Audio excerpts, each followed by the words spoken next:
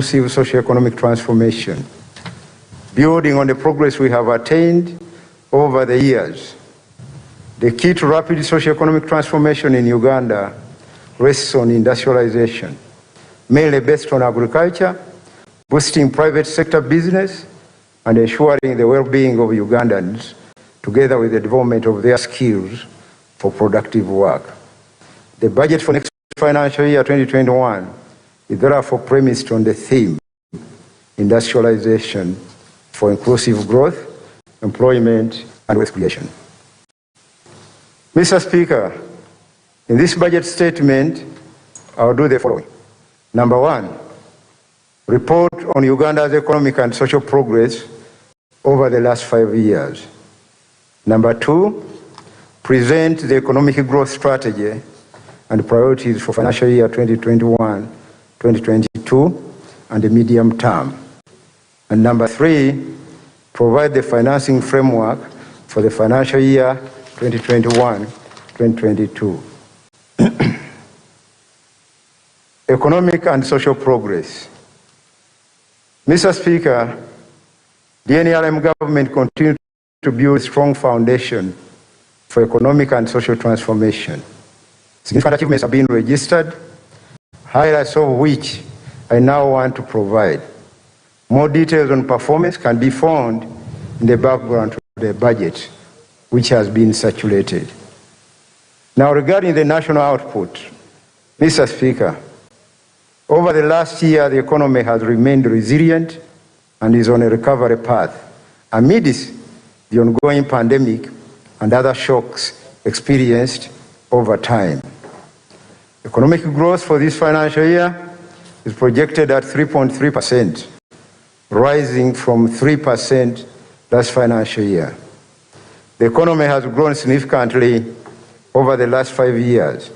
The size of the economy has grown from 108.5 trillion shillings in 2016-2017 to 148.3 trillion in current prices by June 2021.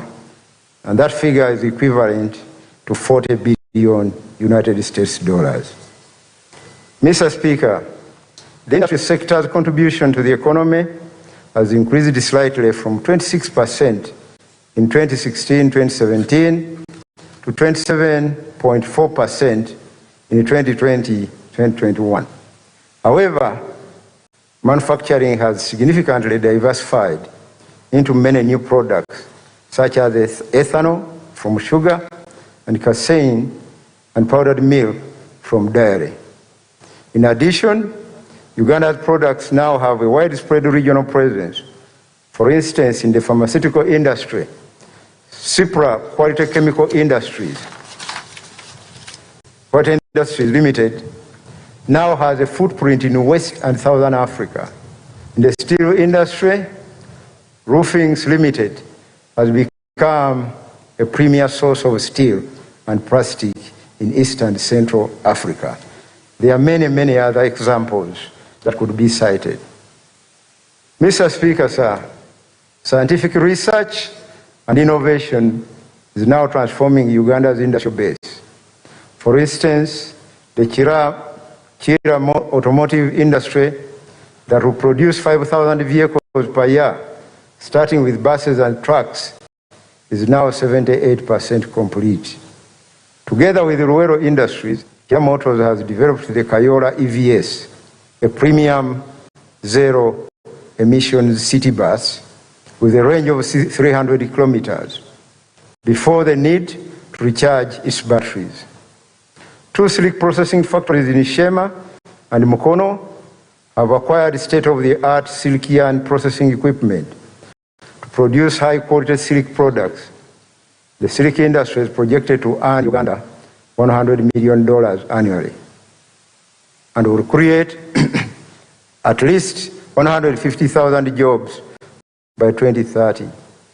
The National Research and Innovation Program has also supported the development of MAP pads, a non-irritating herbal sanitary pad, a low-cost ventilator to assist breathing for patients with respiratory conditions, including for COVID-19, and a highly efficient coronavirus antibody test kit, among others. Mr. Speaker, the mining industry continues to be a major contributor to Uganda's economy. The contribution of the mining and quarrying industry to GDP increased from 1.1% in 2017 to 2.3% in 2020-21. This development is the result of the use of online mineral licensing, the biometric registration and training of 13,000 artisanal miners, and the construction of regional mineral beneficiation centers. More mineral beneficiation centers are under construction, such as the ones in Fopoto, which is 65% complete, and in Tungamo, which is 90% complete. The selection of an investor to revive the Chilembe Mines project under a private partnership has also commenced. Mr. Speaker, the agricultural sector's contribution to the economy has stagnated at around 23% over the last 5 years, which requires increasing the pace of industrialization. Nonetheless, there has been increased production of agricultural commodities, including for export. For instance, coffee production increased from 4.6 million 60 kilogram bags in financial year 2015-2016 to 8.1 million bags in the financial year 2020-21. Over the same period, fish catches increased from 449,000 to 600,000 tons. Milk production has also increased from 2.1 billion to 2.6 billion liters over the same period. External trade and tourism. Mr. Speaker, international trade continued to flourish despite the COVID-19 pandemic. Merchandise exports grew by 4.7%, increasing from $4.1 billion in 2019 to $4.3 billion in 2020. Agricultural export values grew by 19% from $1.4 billion in 2018-2019 to $1.8 billion United States dollars in 2019-2020. Happily, Uganda's merchandise trade deficit has significantly narrowed from United States dollars 2,866 million in 2018-19 to United States dollars 2,365 million in 2019-2020, a reduction of $500 million in just 1 year. Coffee remains the leading agricultural export, earning 497.4 million United States dollars in the financial year 2019-2020. Dairy exports fetched United States dollars 204.5 million, while tea exports earned $71 million in financial year 2019-2020. Fish exports earnings increased from $121 million to $227 million over the same period. Mr. Speaker, annual foreign exchange earnings from tourism increased from $1.35 million United States dollars in 2015 to $1.6 billion United States dollars in 2018. Annual tourist arrivals also increased from 1.3 million to 1.5 million during the same period. This is a result of the sustained investment in the development and rehabilitation of tourism infrastructure and product diversification. Unfortunately, the outbreak of COVID-19 has caused a huge setback to tourism, as we all know. Regarding investment, Mr. Speaker, foreign direct investment, FDI flows to Uganda amounted to 1.3 billion United States dollars in 2019, increasing by 20% from 1.1 billion United States dollars in 2018. And domestic investments also increased by 13% from $385.3 million to $433.8 million in the same period. Regarding incomes, poverty, and employment, Mr. Speaker, Uganda's per capita income is increasing steadily. In financial year 2015-2016, it was $808 and is projected to increase to $932 United States dollars in financial year 2020-21. We expect to achieve middle income of $1,039 United States dollars within the third year of NDP 3 implementation. The key reasons why we did not attain a middle income status by 2020 are: number one, lower than expected productivity, especially in agriculture. Two, inefficiencies in public investment, resulting in less than optimal returns. Number three, the shocks from natural disasters, especially in the last 2 years. Mr. Speaker, the recently concluded household survey reports that poverty has declined from 21.4% in 2016-2017 to 20.3% in 2019-2020. Poverty rates reduced in West Nile, Bunyoro, and Elgon regions, among others. However, 39% of Ugandan households are still in subsistence economy. Mr. Speaker, the household survey also found that 68% Ugandans work in agriculture, and 74% of Ugandans of working age are engaged in some form of employment. Formal employment has also expanded by 17% between 2016-17 and 2019-20, with the payee register expanding from 1.3 to 1.5 million registered taxpayers, according to the Uganda Revenue Authority. In order to empower youth and women to increase self-employment and incomes, 247,700 youth have been financed with shillings 165 billion to implement 21,000 projects under the Youth Livelihood Program. A further 166,300 women in 13,800 groups have received funding for projects. The externalization of labor has enabled 16,750 persons get employment in the Middle East over the last year and remit approximately $9 million per month.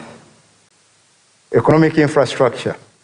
Mr. Speaker, infrastructure is an important facilitator for economic growth and socio-economic development. Significant progress has been recorded as follows. On transport, Mr. Speaker, in transport infrastructure development, the total national paved road network has increased by 41% from 3,800 kilometers in 2016 to 5,400 kilometers today. 11 inland water vessels are operational, with the commissioning of the Buwama and the Suguru ferry services. With respect to air transport, the upgrade of Entebbe International Airport is almost complete, with 96% of works at the cargo complex done. Kabale International Airport in Hoima now stands at 55.6% complete.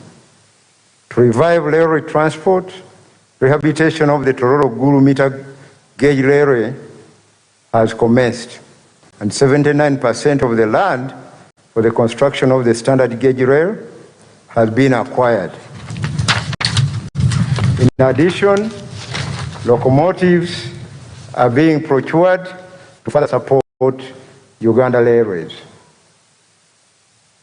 Regarding power, Mr. Speaker, National electricity access today stands at 51%, of which 24% is on grid and 27% off-grid.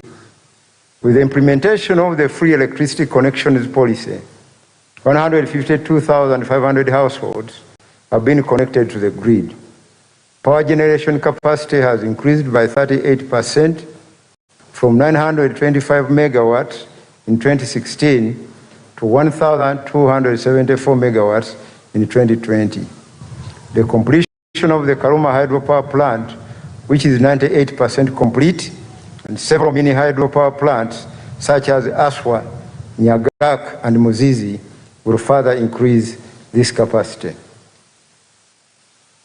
Digitalization, Mr. Speaker. Internet access now stands at 52%, with 21 million people using the internet. Active mobile money subscriptions are 23 million, served by 235,800 mobile money agents. High-speed optical fiber cable covers 3,900 kilometers. In addition, new industries have been established in the assembly of computers, mobile phones, and accessories, and the development of knowledge-based ICT solutions. The ICT Innovation Fund, established in 2017, has funded the local development of 115 applications, many of which are in use in the government and the private sector. These include the Academic Information Management System and the e-government procurement solutions. Regarding human capital development, Mr. Speaker, the quality of life of Ugandans has improved over the last 5 years. Life expectancy has increased from the lowest level of 44 years in 1998 to 63 years currently. Literacy rates have improved to 76% of the population. In addition, the following progress has been recorded. Number one, 5.4 million home study books were distributed to private and public primary and secondary schools to support continuity of learning during COVID-19 pandemic. Number two, 270 teachers were trained in early grade reading methods for pre-primary schooling as part of the early childhood development curriculum rollout this year. And 14,350 teachers were trained to provide psychosocial support arising from COVID-19. Number three, construction of 117 seed secondary schools was completed, and 64 community secondary schools at sub-counties were grant-aided. Safe water coverage in rural and urban areas is estimated at 68% and 71% respectively. Consequently, 48,000 villages, representing 70% of all villages, have at least a source of water. In urban water supply, National Water and Sewage Corporation has extended 954 kilometers of water mains, and 49,000 new customers have been connected. In addition, 1,506 public stand posts have been installed, which serve an estimated 300,000 people. And five, access to health care, as measured by the proportion of people within a 5-kilometer radius of a health facility, now stands at 91%. Excuse me.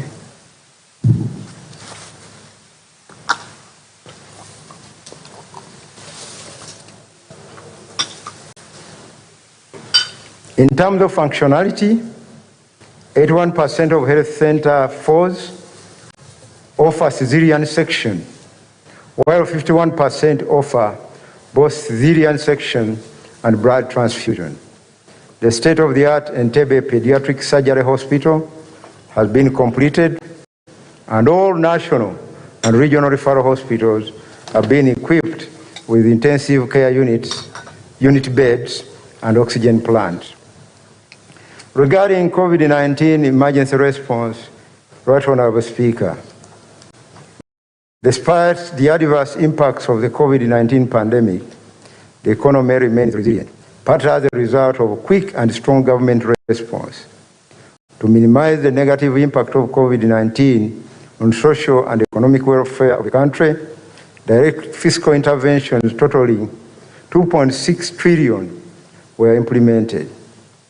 In addition, 7.3 trillion private loans in commercial banks were restructured as part of the stimulus package. The economic stimulus supported household economic welfare, 2, farms to survive the crisis, and 3, maintenance of financial stability to avoid the potential collapse of the economy. Mr. Speaker, sir, during the COVID-19 pandemic, vulnerable groups in the Kampala metropolitan area were provided relief food and masks were distributed countrywide. 60 billion shillings was spent to fund food distribution to 683,000 households, covering 1.9 million persons.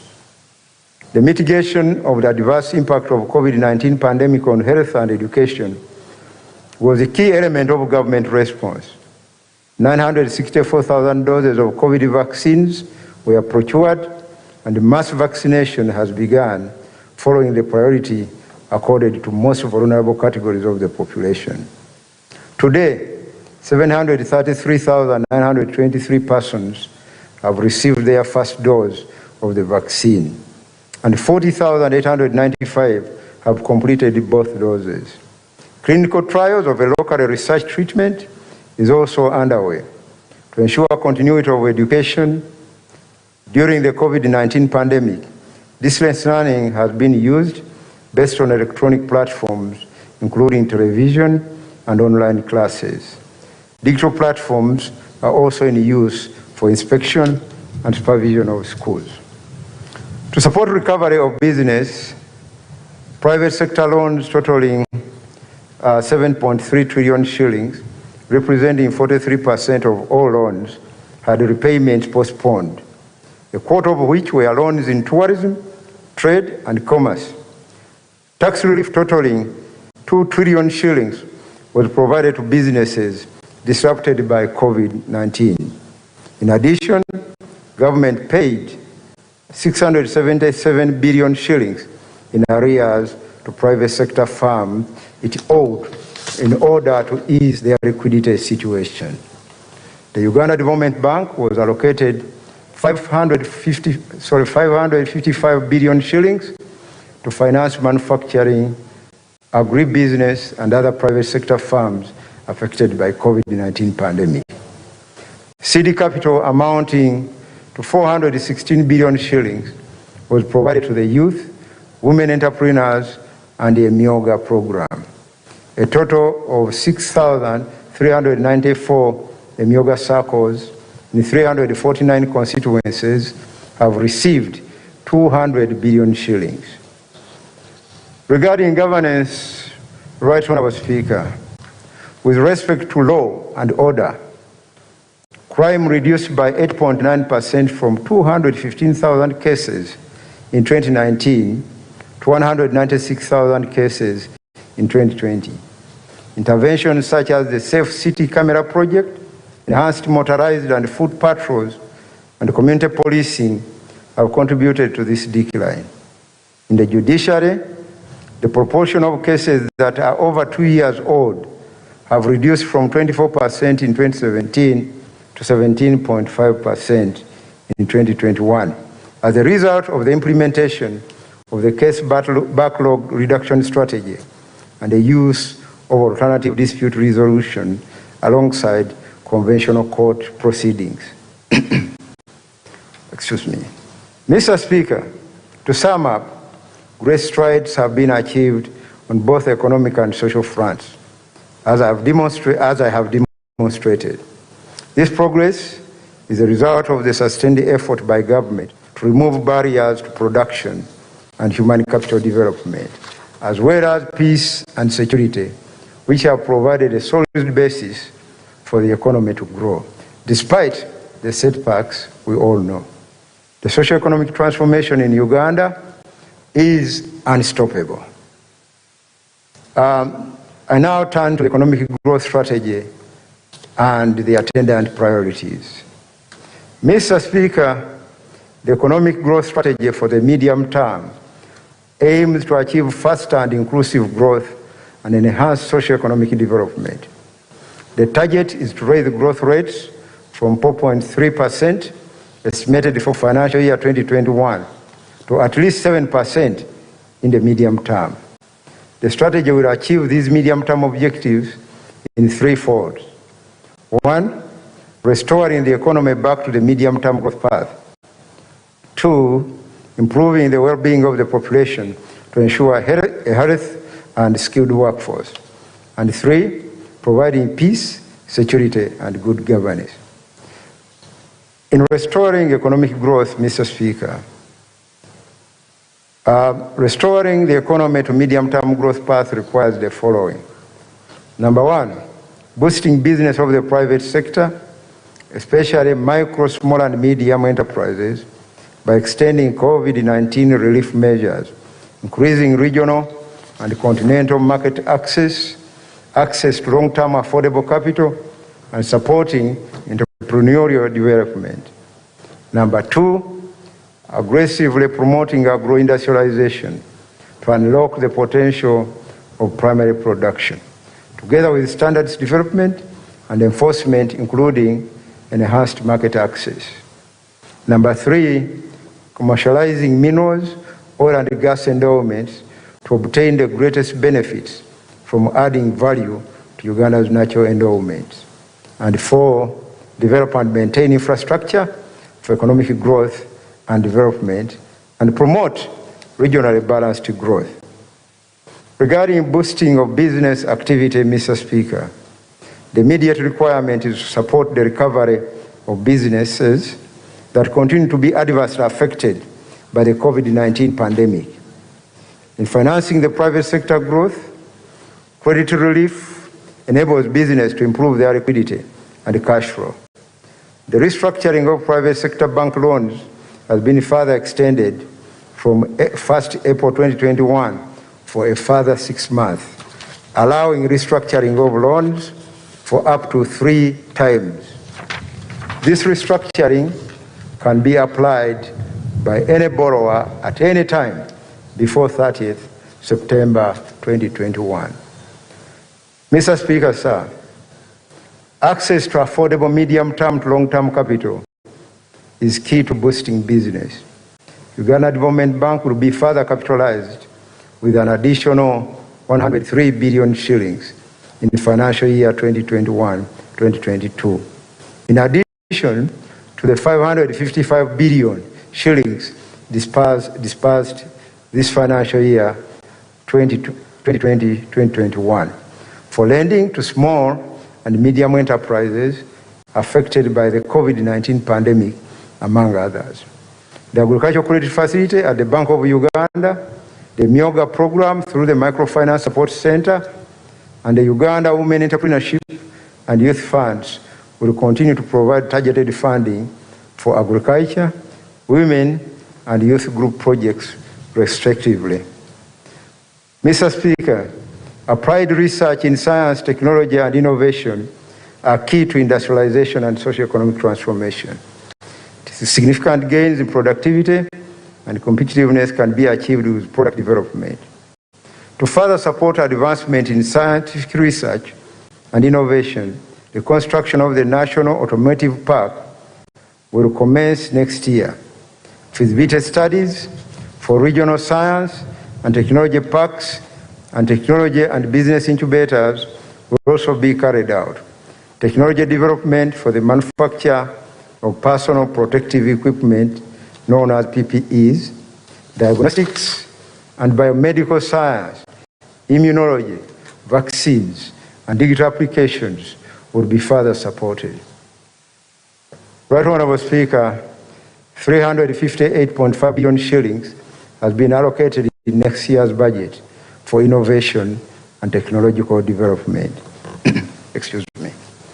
Regarding investment promotion, Mr. Speaker, in order to promote investment, foreign and domestic direct investment will be facilitated. This will increase value addition as well as enable technology and knowledge transfer. 350,000 direct jobs and 650,000 indirect jobs are expected to be generated. To this end, 23 regional industrial business parks to be spread across the country will be established, among others. 2, promoting agro-industrialization. Mr. Speaker, agriculture remains the mainstay of livelihoods for the vast majority of Ugandans in rural areas who engage in primary production and related non-farm activity. The key to rapid socio-economic transformation rests on unlocking the potential of agriculture through aggressive industrialization. This will enable the population engaged in farm and non-farm rural economic activity to earn higher incomes and employment. The agro-industrialization strategy will address low production and productivity of primary agriculture, poor harvest, handling and storage, limited value addition, and insufficient market access, to also permit adherence to food safety requirements and standards in export markets. This will also partially address the reason provided to create non-tariff barriers, NTBs, in regional markets which constrain agribusiness. The parish development model approach, Mr. Speaker, this model is an approach to organizing and delivering public and private sector interventions for wealth creation, including investment planning, budgeting, and service delivery at the parish level as the lowest planning unit. This approach seeks to create income-generating opportunities at the 10,594 parishes in the country. The parish development approach has 7 pillars, namely 1, production, processing, value addition, and marketing. 2, infrastructure and other economic services, including extension services, energy, roads, market structures, water for production, and mindset change for business orientation. 3, financial inclusion through cooperatives, circles, revolving funds, where 30 million Uganda shillings will be provided per parish for a start. 4, social services delivery, including health, education, water, and other social development services. 5, re-establishment of the community information system. 6, parish governance and administration. And 7, mindset change. Mr. Speaker, agro-industrialization will be achieved through the following strategic actions. Number 1, develop commodity value chains linking national, regional, district, and sub-county level commodity off-takers to private nucleus farmers. This will enable the production of the 14 key commodities under the parish development model, including maize, cassava, banana, beans, Irish potato, sweet potato, millet, sugarcane, cattle, dairy, coffee, tea, cocoa, and fish. Number 2, multiply fish, poultry, and crop technologies developed by National Agricultural Research Organization, NARO, and improved breeding stock by National Animal Resources Center and Data Bank, NAGRIC, to be replicated across the country using the parish development model. Number 3, build parish and sub-county centers and district and regional warehouse storage capacity with adequate equipment to address post-harvest losses and ensure standards are maintained. In this regard, the parish development model will go a long way to organize local production linked to processing centers and markets. Number 4, provide affordable long-term agricultural financing and insurance to de-risk entrepreneurs at all levels of the commodity value chain. Number 5, expedite the licensing of digitized commodity markets linked to the 750,000 metric ton capacity of warehouse infrastructure countrywide, where volumes of quality, aflatoxin-free graded grain will be guaranteed and traded. Number 6, develop market infrastructure to enable the private sector to take advantage of the export market opportunities, including the African Continental Free Trade Area. Number 7, develop agro-industries such as the Luwero Fruit Factory and the master plan for the Zombo Fruit Factory, etc. Number 8, complete construction of storage facilities of 42,000 metric tons capacity in Iganga, Isingiro, Amuru, Kalungu, and Nebi. Number 9, operationalize 20 zonal industrial hubs for skilling youth and women, wealth creation and value addition for carpentry, welding, tailoring, knitting, weaving, bakery, shoemaking, and stone cutting trades, and value addition facilities for commodities such as coffee and maize. Number 10, construct 2 storage facilities in Bujangavu and Katakwi, 6 milk collecting centers in Chenjojo, Gomba, Nakaseke, Kumi, and Chibuku, 12 food processing plants, and 18 value addition facilities across the country. Number 11, operationalize a 1,000 metric ton grain processing plant and a 150 kilogram per hour peanut butter plant in Soroti, a 3,000 metric ton maize processing plant in Busia, and a 500 metric ton multi-grain processing plant and feed mill in Arua. 12, establish the Kabarore Agro-Industrial Park, 2 regional value addition incubation centers in Kasese and Gulu, and 2 regional farm service centers in Gulu and Kabarore. Mr. Speaker, Uganda's agricultural exports are required to meet international phytosanitary standards. These standards ensure that agricultural commodities for export are free of pests and diseases. 8 major border posts will be constructed and equipped to carry out inspection, testing, fumigation, and packaging services for export. They will be located at Mutukula, Katuna, Pondwe, Malaba, Busia, Swam, Ilegu, and Ruakaka, and at the Entebbe and Kabale international airports. This will address quality standards for commodity exports such as maize and poultry and dairy products. 7 billion shillings has been provided for this purpose. Mr. Speaker, sir, in total, 1.67 trillion shillings has been allocated to support agro-industrialization initiatives next financial year. Now, regarding commercializing minerals, oil and gas endowment, Mr. Speaker, exploitation of Uganda's minerals, oil and gas endowments is a major source of growth in the medium term. Mineral beneficiation adds economic value to naturally endowed minerals. The commercialization of our oil and gas endowments will generate investments of between $15 to $20 billion over the next 5 years.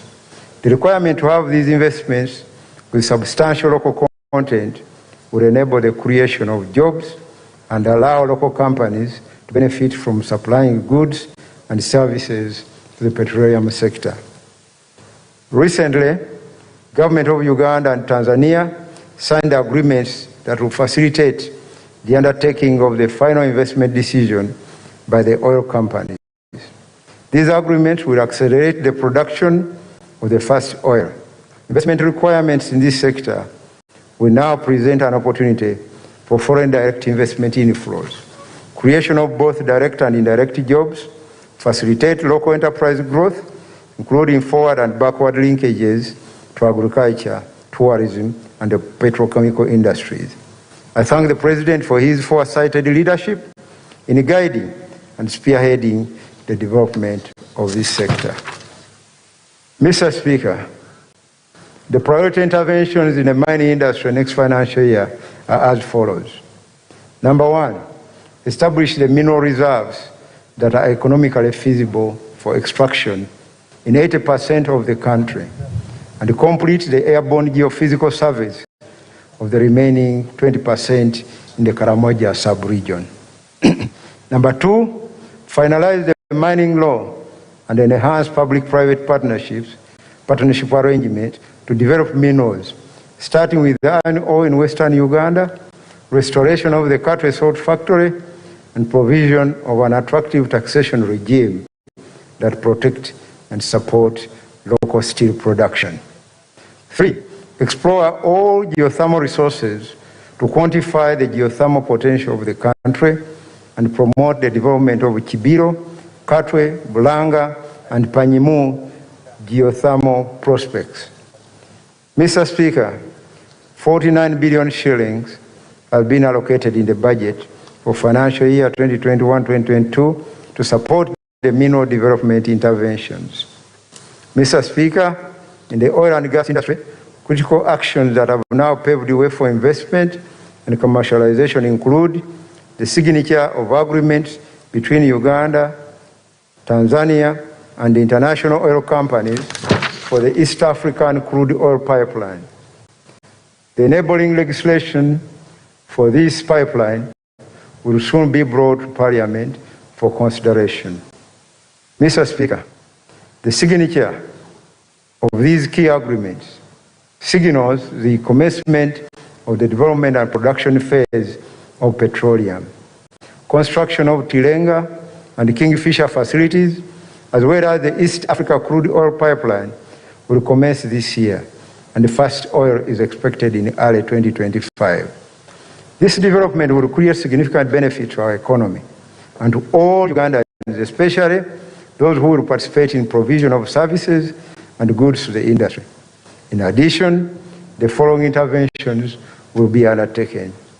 Number 1, the second licensing round of exploration areas will commence in order to enable discovery for additional petroleum reserves. Number 2, the construction of oil roads will continue. Number 3, the national content policy that provides priority to Ugandans to supply the oil and gas industry and provide employment will be implemented. And number 4, constructive facilities for production and transportation of the crude oil and the development of the required regulations, including those related to tariff, metering, and decommissioning. Mr. Speaker, I now turn to the infrastructure for economic growth and development. Uganda has invested heavily in addressing key infrastructure gaps, but there are still gaps that will be addressed in the medium term to enhance growth and socio-economic transformation, for which the following interventions will be implemented. Transport infrastructure. Mr. Speaker, to further improve transport infrastructure, the following interventions will be prioritized next financial year. Number 1, the upgrade of 400 kilometers equivalent of national roads from gravel to tarmac, including the construction of 37 new bridges on national roads. Number 2, rehabilitation of 200 kilometer equivalent of national roads and 400 kilometers of community access roads and the maintenance of national and district urban and community access roads network. 3, rehabilitation, procurement of ferries and construction of selected landing sites, including the Lalopi, Obongi and Choga ferries and the Bukungu, Kagwara, Kabera Maido landing sites. Continue support for the revival of the national airline and maintenance of upcountry aerodromes. 5, acquire right of way for the standard gauge railway, rehabilitate Tororo Gulu meter gauge railway and of Kampala Malaba meter gauge rail line and complete the Gulu logistics hub.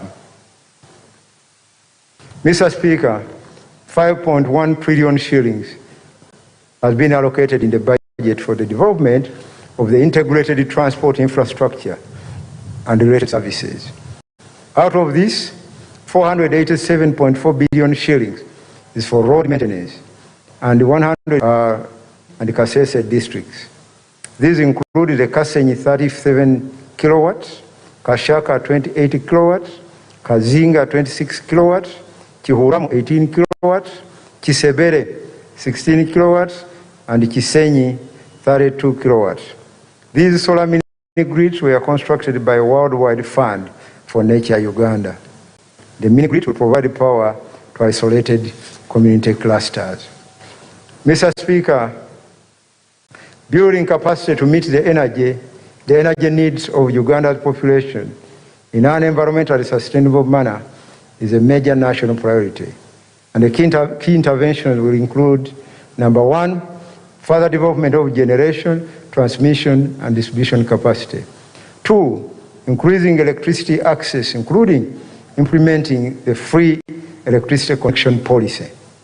Three, reducing energy losses and curbing vandalism of electricity infrastructure. Four, provide affordable electricity tariffs, including the power subsidy of 5 cents for manufacturers who qualify as extra large industrial consumers. Five, promote renewable energy, energy efficiency, and conservation.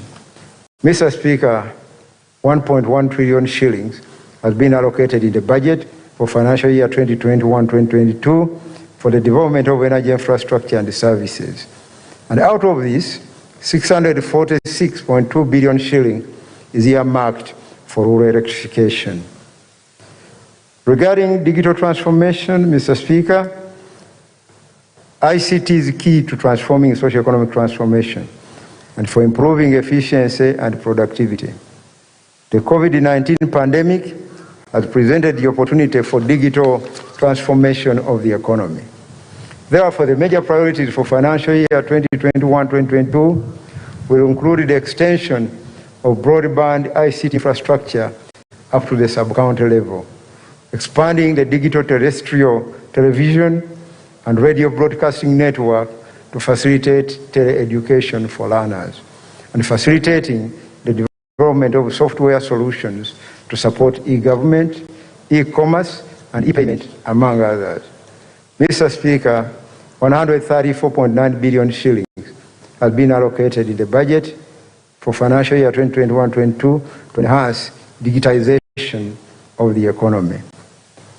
Now, regarding pursuing regional balanced growth, Mr. Speaker, greater linkage between production and processing facilities at a local level can be established through a regional balanced growth approach.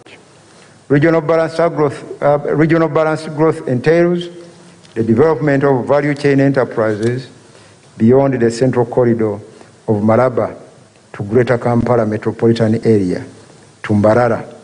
Developing additional corridors of growth will diversify economic development.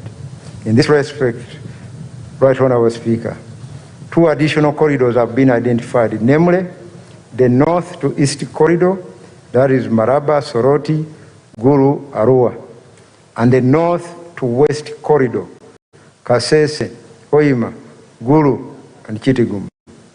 These corridors altogether form a growth triangle across Uganda, where production, value addition, and agro-industrialization can holistically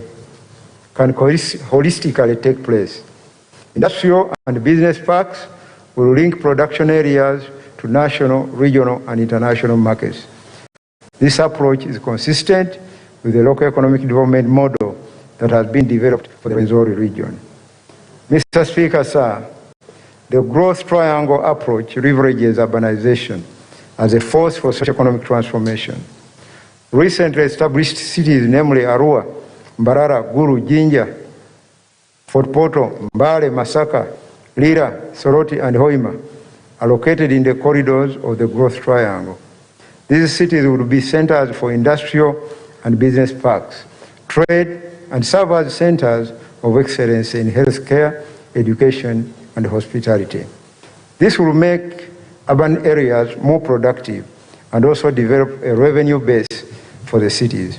Strengthening physical planning and addressing urban crime, pollution, and traffic congestion are key aspects in developing the growth triangle.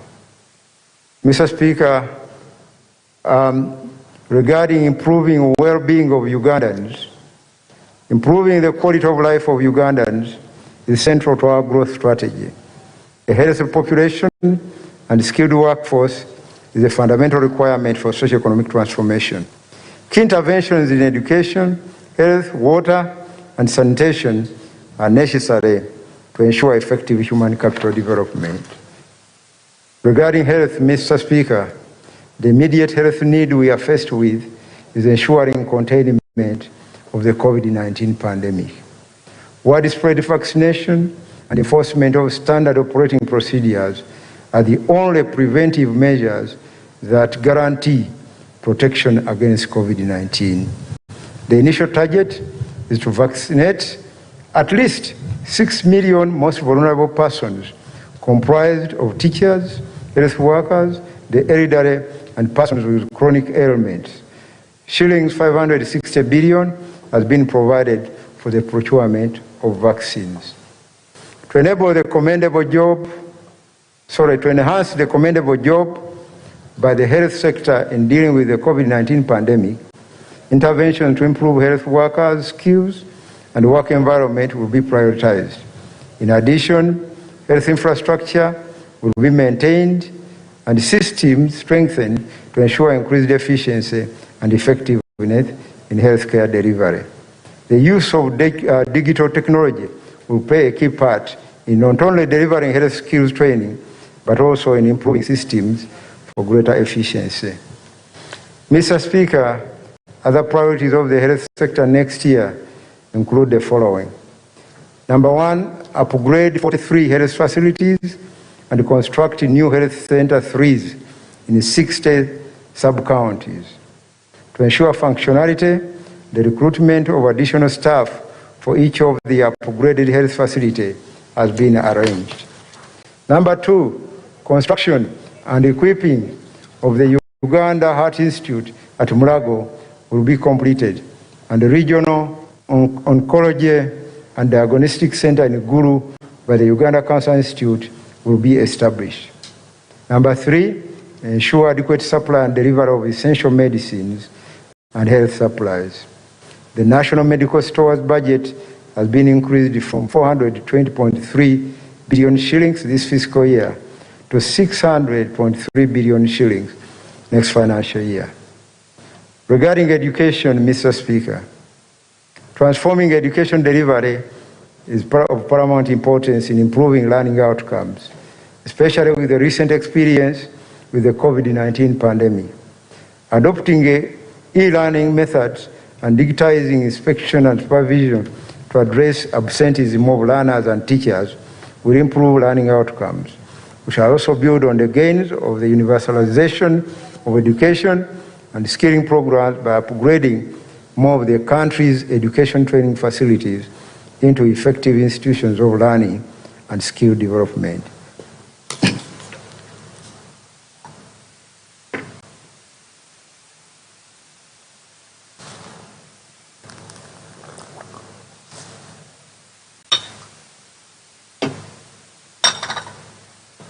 Excuse me. Mr. Speaker, regarding education,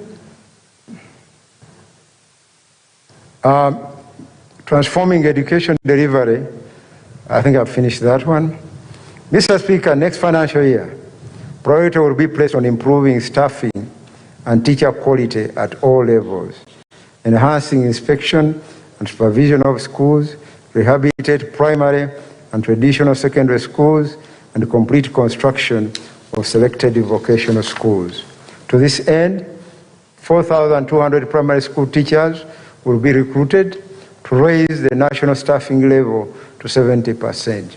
In addition, 1,055 secondary teachers will be recruited in local governments with staffing level below 50% of the establishment.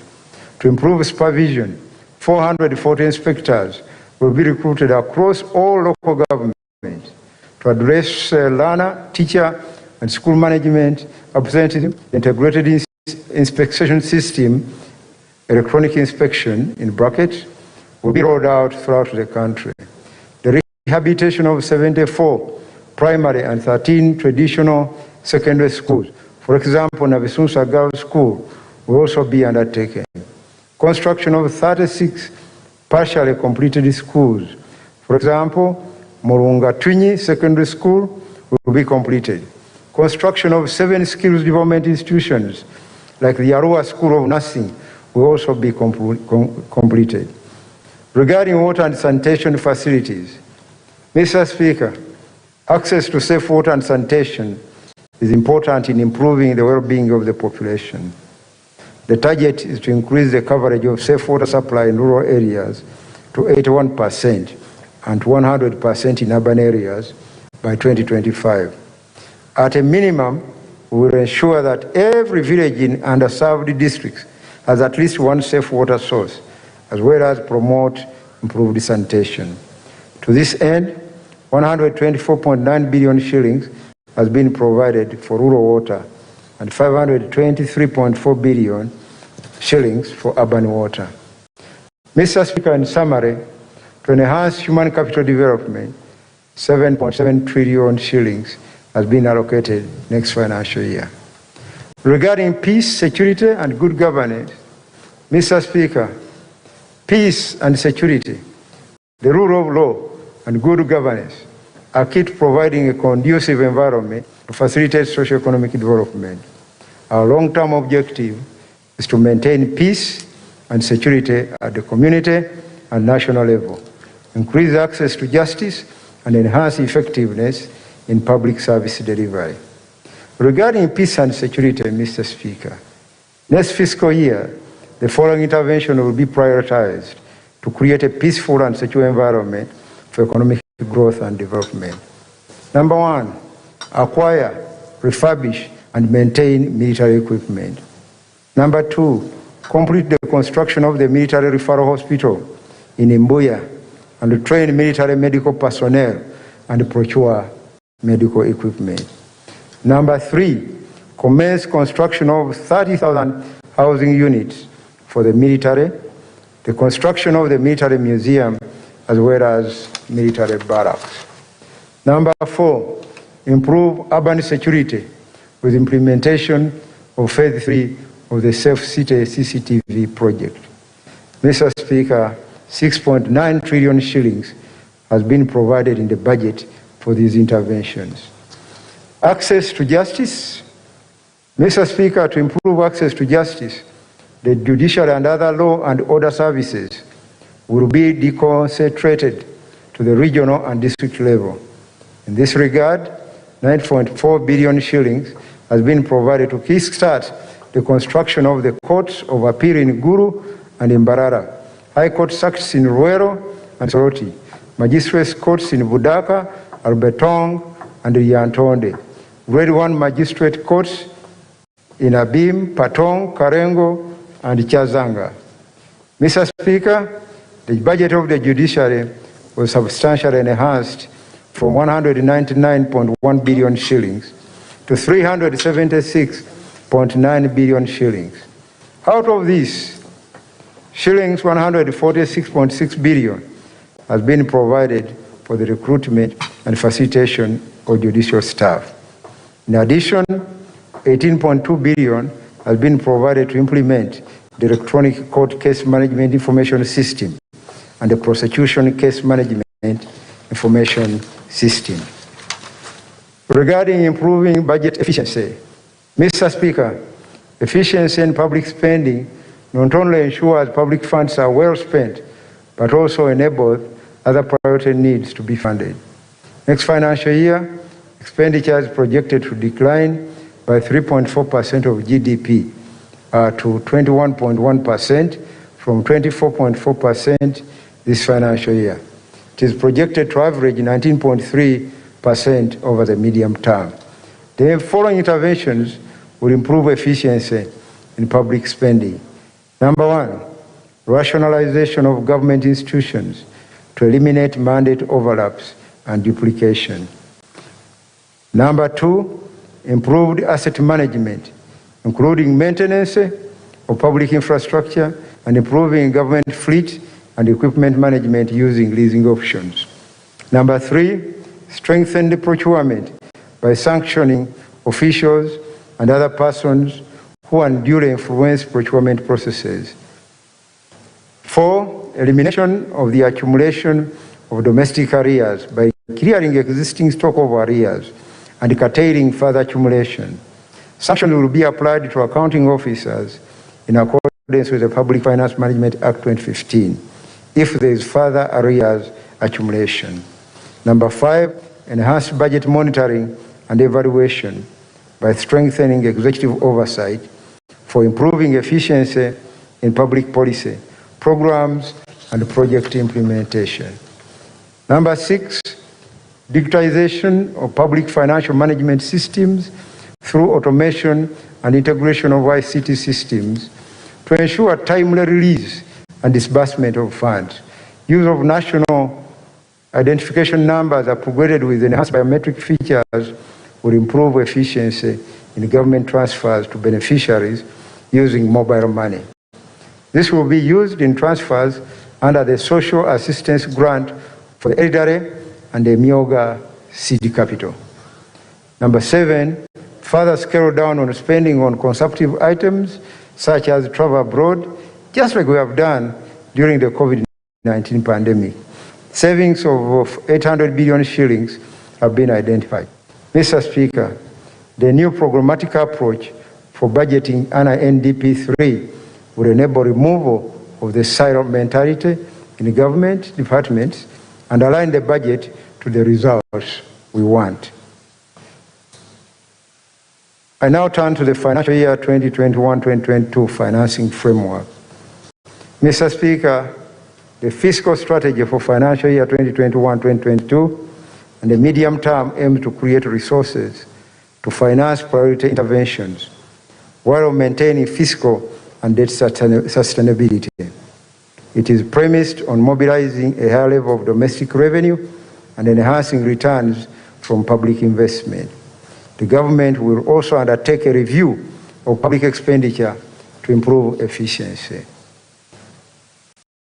On domestic revenues, Mr. Speaker, domestic revenue for next financial year is projected at 22,425 billion, equivalent to 13.8% of GDP, compared to a projected outturn of 19,432 billion shillings, equivalent to 13.1% of GDP in the financial year 2020-21.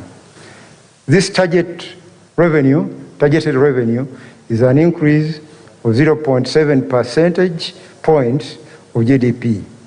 The increase in tax collections will be realized from an improvement in the level of economic activity, increased efficiency in tax collection by URA through strengthening compliance and enforcement, as well as new tax measures and administrative reforms. Tax policy interventions. Accordingly, I will highlight some tax policy interventions which will be implemented in financial year 2021-2022. Number 1, reform taxation of rental income to remove the incentive for non-individual rental taxpayers to claim unrestricted deductions which significantly reduce their tax contribution. Number 2, reduce rates of depreciation for some classes of assets. Number 3, discontinue the concurrent deduction of initial allowances and depreciation in the first year of use of qualifying assets. 4, review the capital gains tax regime by allowing for the effect of inflation and providing tax relief for venture capital investments. Number 5, broaden the scope of taxation of plastics to cover all the plastics. Number 6, rationalize the excise duty regime on telecommunication services by scrapping the excise duty on over-the-top, known as OTT, and introduce a harmonized excise duty rate of 12% on airtime, value-added services, and internet data, excluding data for provision of medical services and the provision of education services. Number 7, introduce an export levy of 7% on the value of fish meal exports. Number 8, impose an export levy of 5% and 10% on processed and unprocessed gold and other minerals, respectively.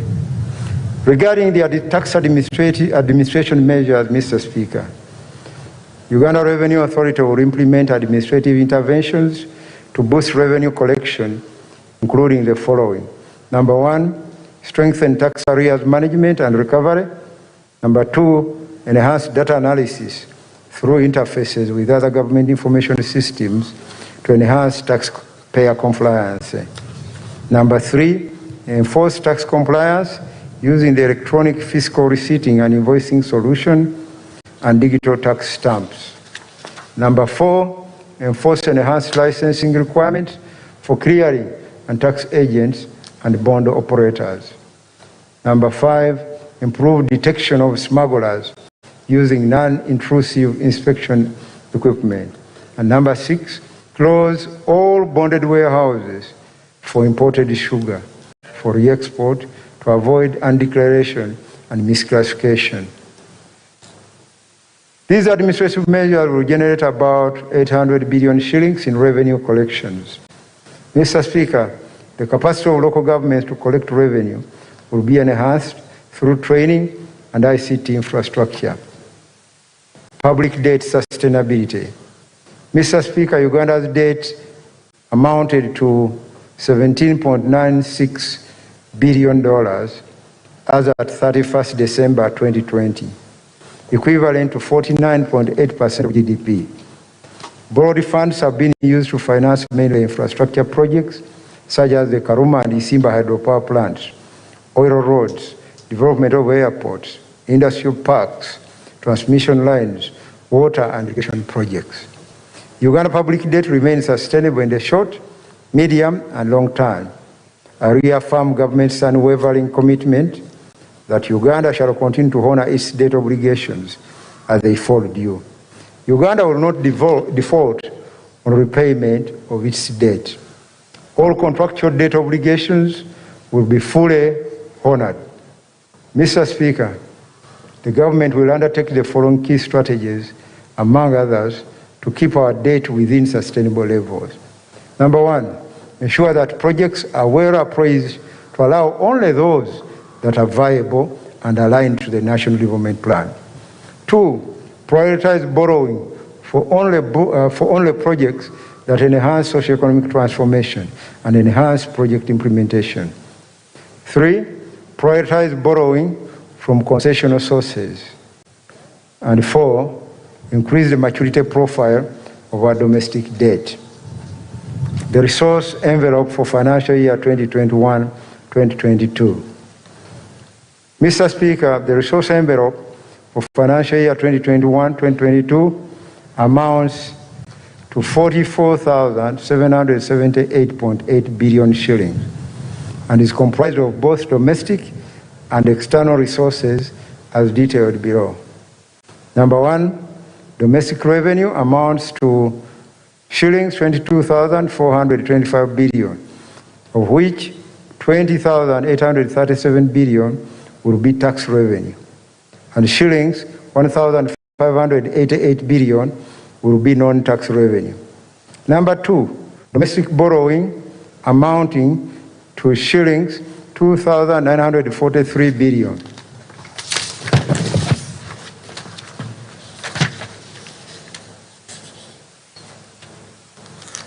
Number three, the petroleum resource amounts to 200 billion shillings. Number four, budget support accounts to 3,583 billion. Number five, external financing for projects amounts to 6,868 billion, of which 5,519 billion is from loans, and shillings 1,349.4 billion is from grants.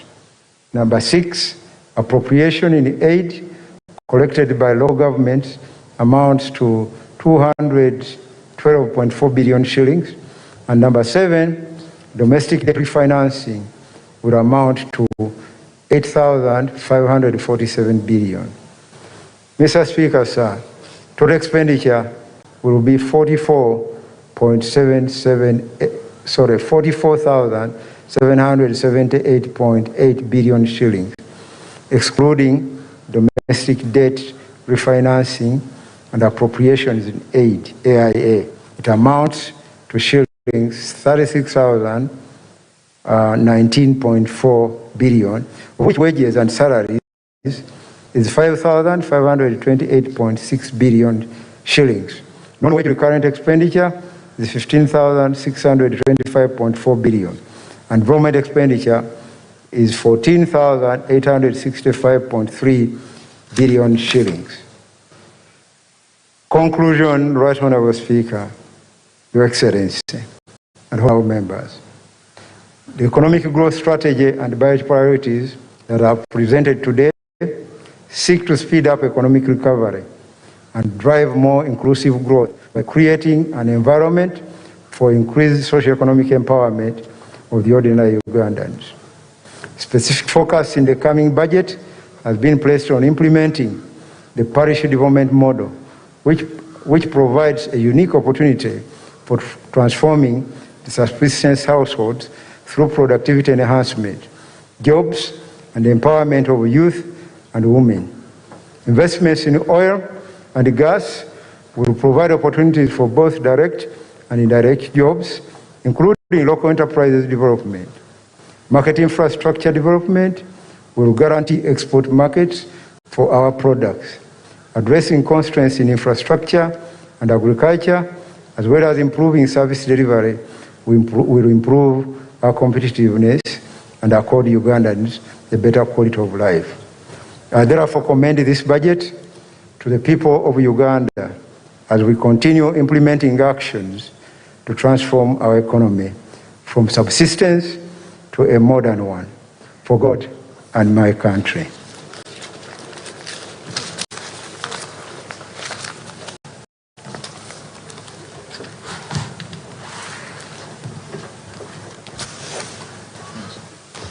Remarks by His Excellency the President.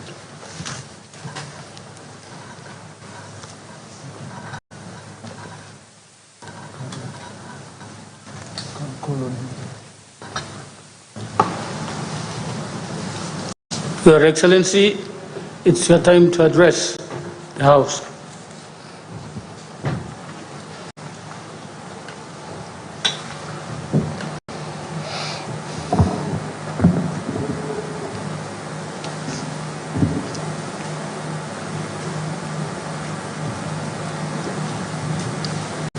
Her Excellency, the Vice President designate,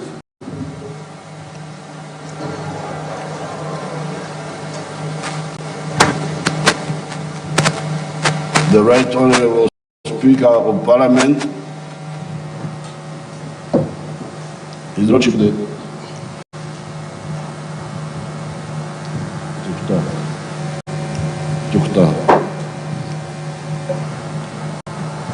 His Lordship the Chief Justice, the Right Honourable Deputy Speaker, Right Honourable Deputy Chief Justice, Right Honourable Prime Minister Designate,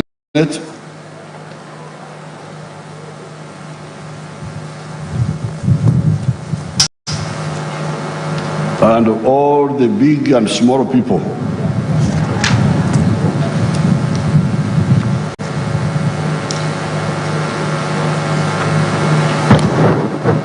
I want to thank the Honorable Lugorobi Amos. You heard how he very well presented the budget.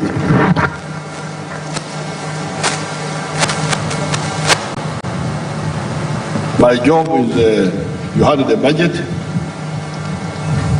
so the comments I make are just to clarify a few points. The first point is an ideology and a strategic one,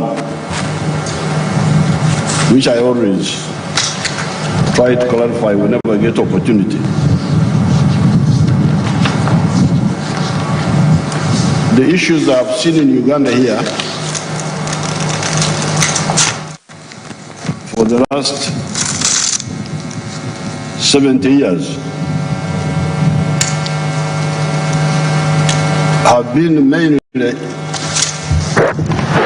which some people don't grasp very well, and that's why we waste quite a bit of time.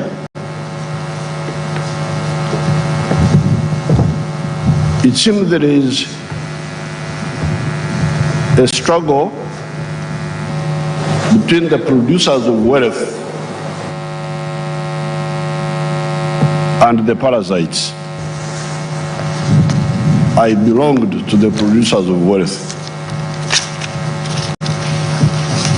In Ntungamo,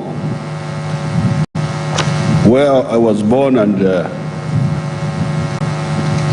partially grew up in the 1940s and 1950s, you had the following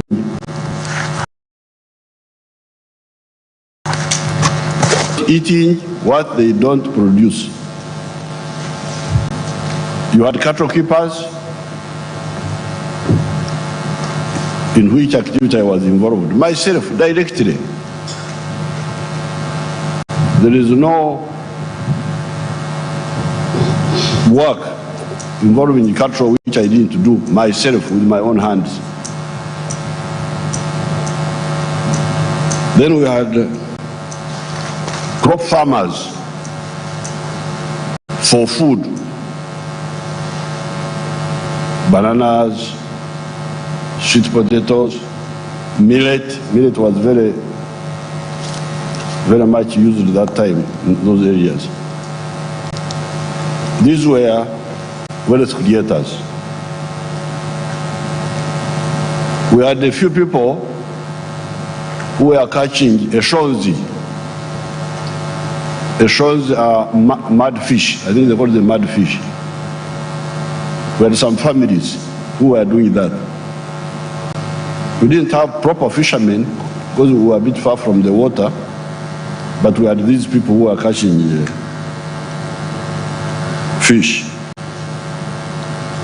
Then we had artisans, blacksmith, Abahesi,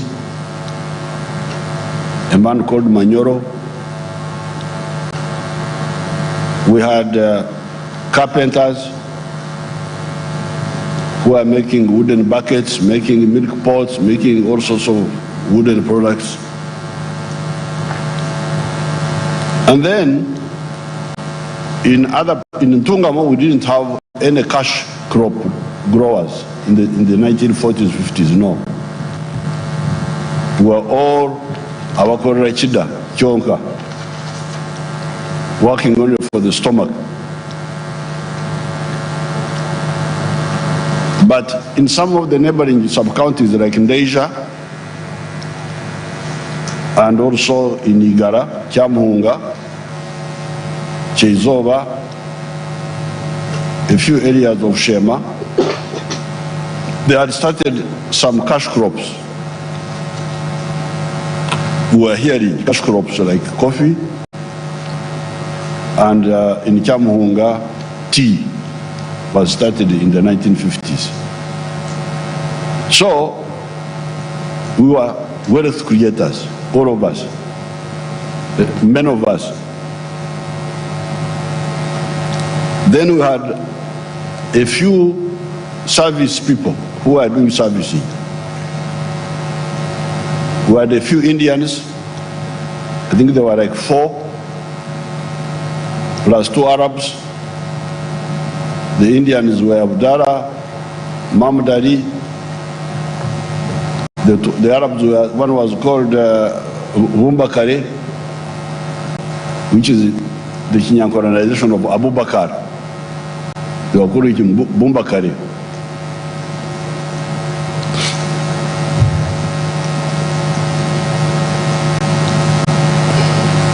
Then we had a Nubian in Kakuru, Kamisi, whom the Banyankore called Charakitanava. Because he was so black that the nails were black, they thought he didn't wash. So they were calling him the one without washed nails, Chara Kitanava. But he was providing a service of transport. When we visited the National Park as a class in 1958, I think it was his Opera vehicle which took us. So,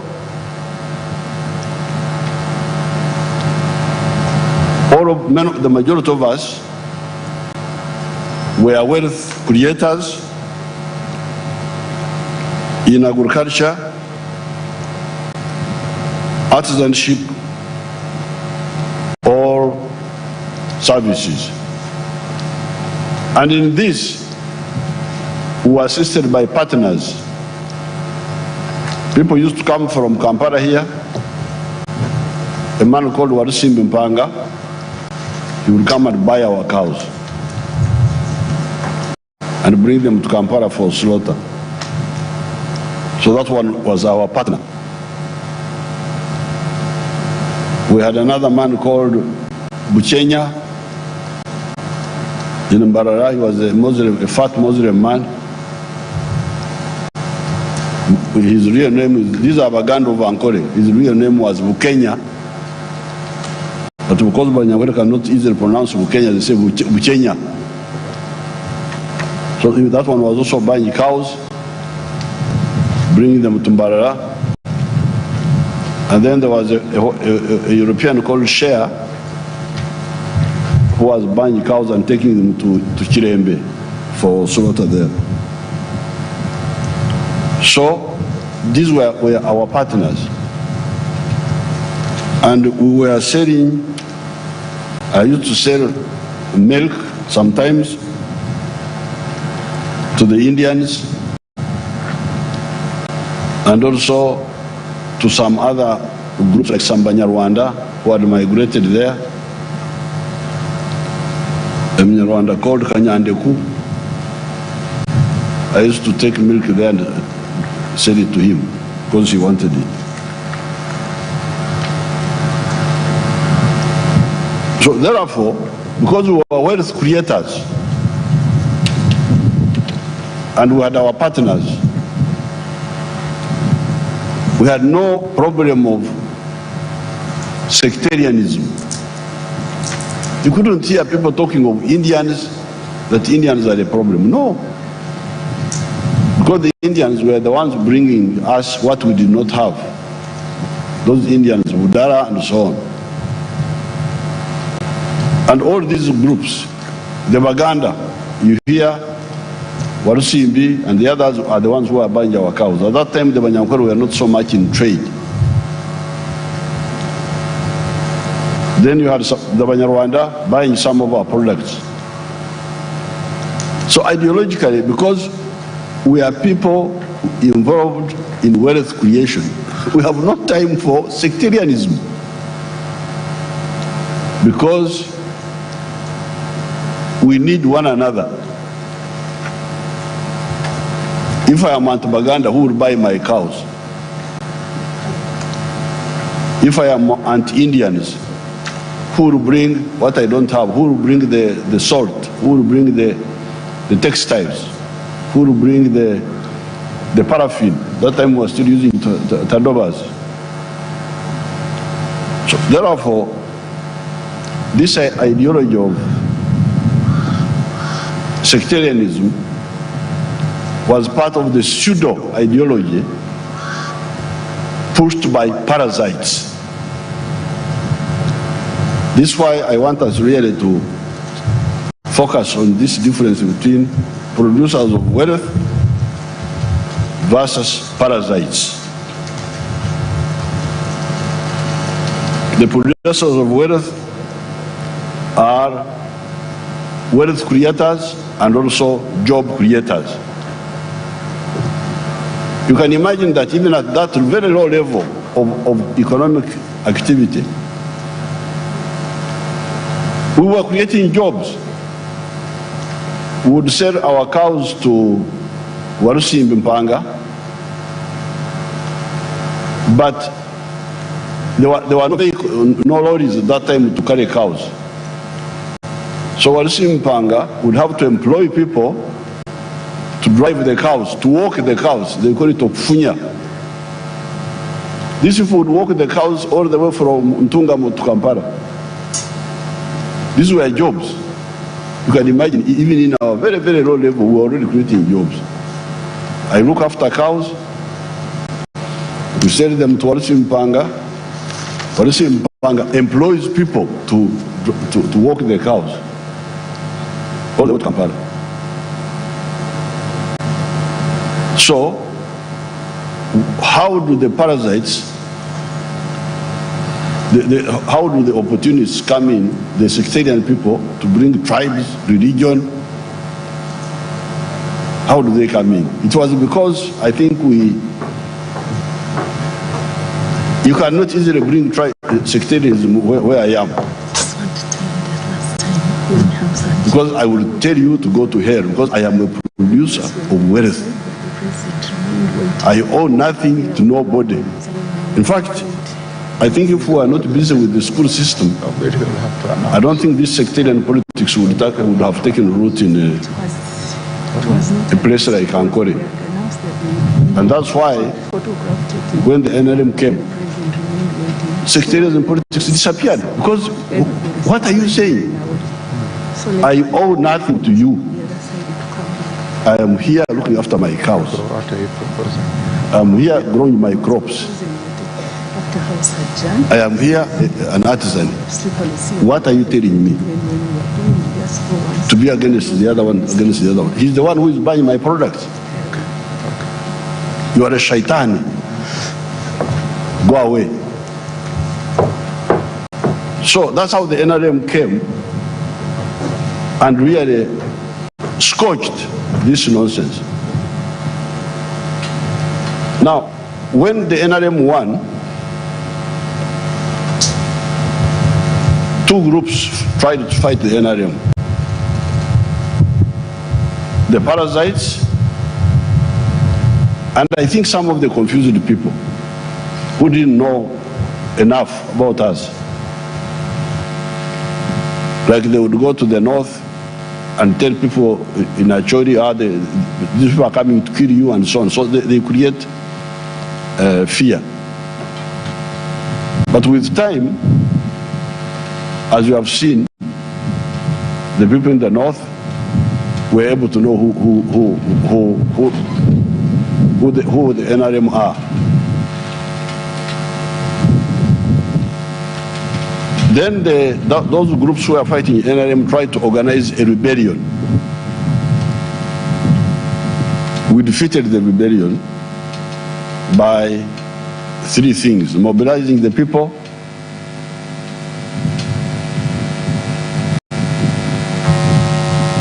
using combined arms,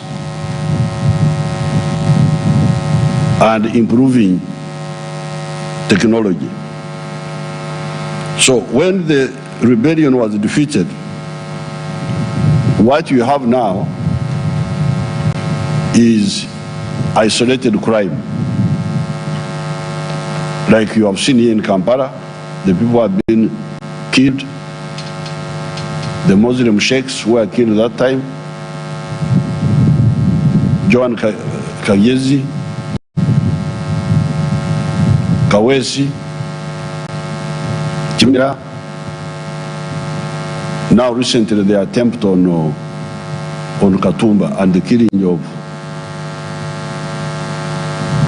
the daughter and the driver. This is definitely by parasites.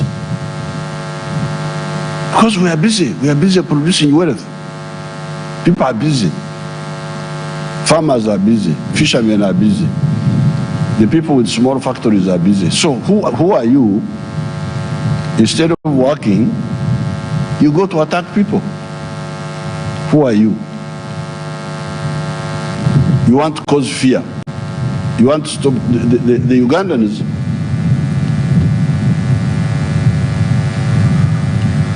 If it was not for Corona, In fact, now I'm a bit lonely now, because otherwise they dance the whole night and noise and so on. The guards of Kwemansura,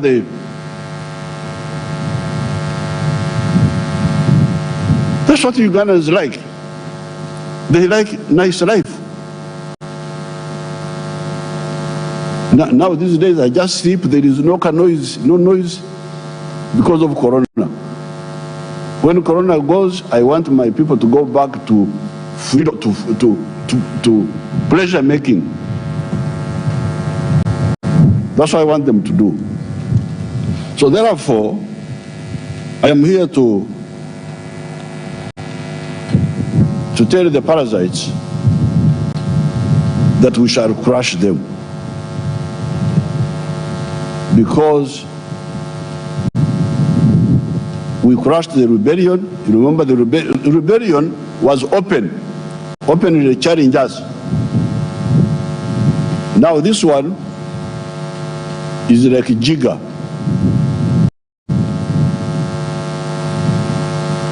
In the primary school, I had a few times I had a problem of jigger entered my feet.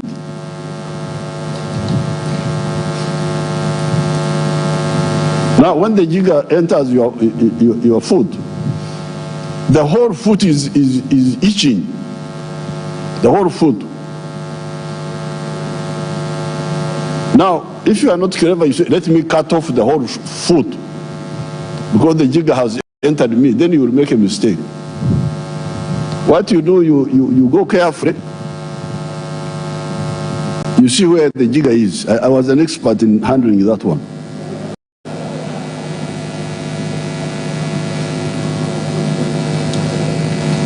You go carefully. You see where the Banyankole say the eye of the. First of all, you see where the jigger is. But even when you where it is, you don't go just anyhow. You go for the eye. They call it the eye of the jigger.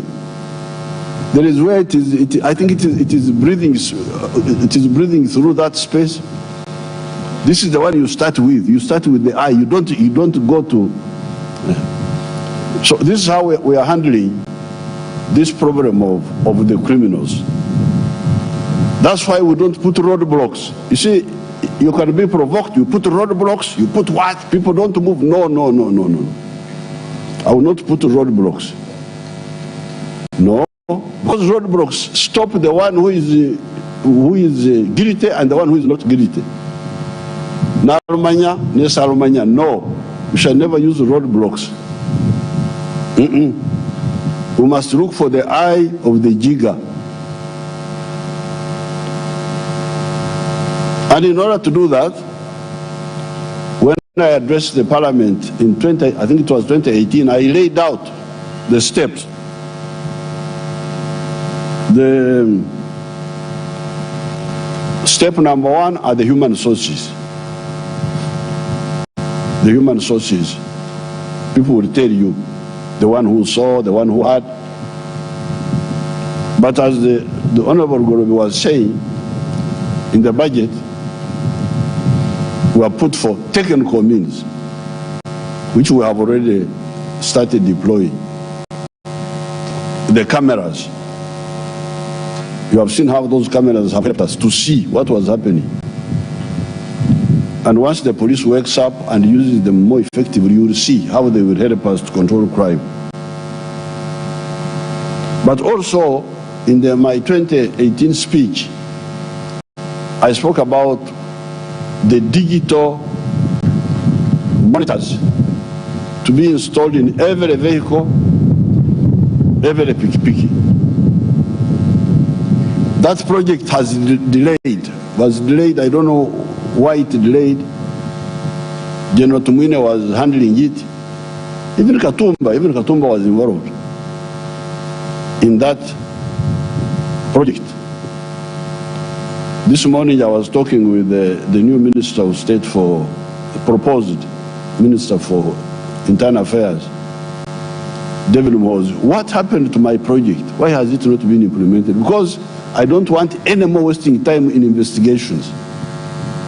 Every vehicle must have a digital monitor. Every piki must have a digital monitor, centrally monitored. If you try to remove it, we shall see you and go for you. You touch it like this, the system will show us that somebody is trying to remove that, that digital monitor. And the digital monitor will show us where you are at any one time if we are interested in you. We have no interest in your clandestine activities. As long as you are not near the scene of the crime. As soon as there is a crime, we go. Which vehicles were here? So instead of wasting time, this one, no, it will be much easier. So I really demand, this is I have told General Mhozi, the CDF and Minister designate for Minister of State, to check what has happened to that plan, because we would not be wasting time looking here. No. Which vehicle was here? Which vehicle, which piki was here when this happened? Then we shall not be wasting time. It's not really that difficult to stop these parasites. I call them a name which I call them, you know, the other four-legged animal. It's not me, it is Jesus. Jesus is the one who said so in the Bible. He said, don't put your valuable things before pigs. Because the pigs don't appreciate value. So if you put value before pigs, they will trample on the valuable things. The third solution is forensic capacity. Forensic. Criminals will never commit a crime and not leave a trace. It's not possible. Even these criminals who shot at Katumba, they were seen. One of them dropped a handkerchief, a cloth, dropped a cloth. It is on the videos.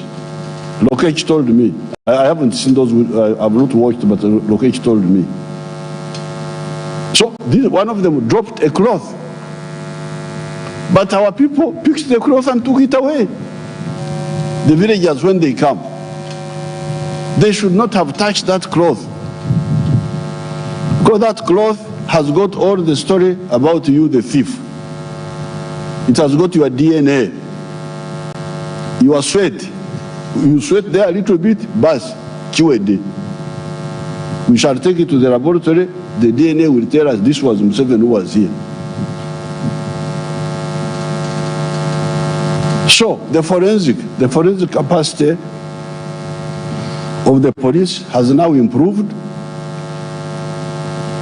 We can quickly, but you must respect the scene of crime.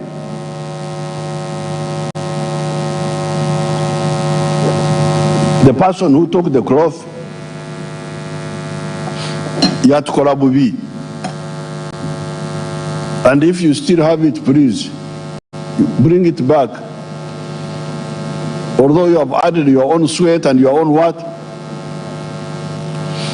maybe there is still some chance of, if you have not washed it, there may be a chance of helping us.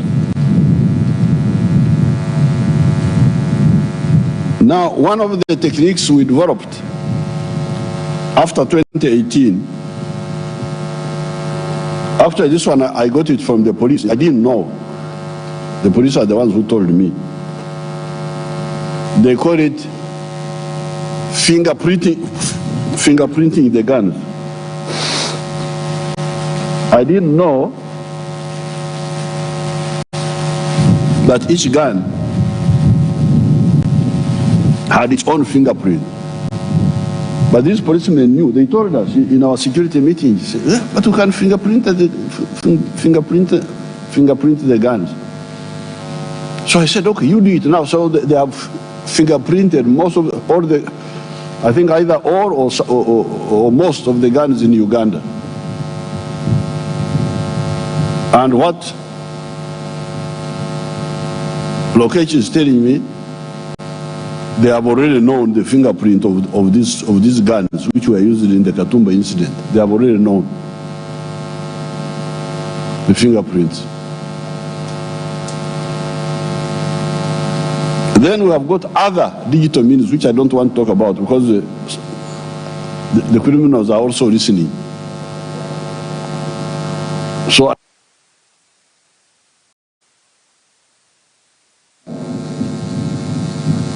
but also,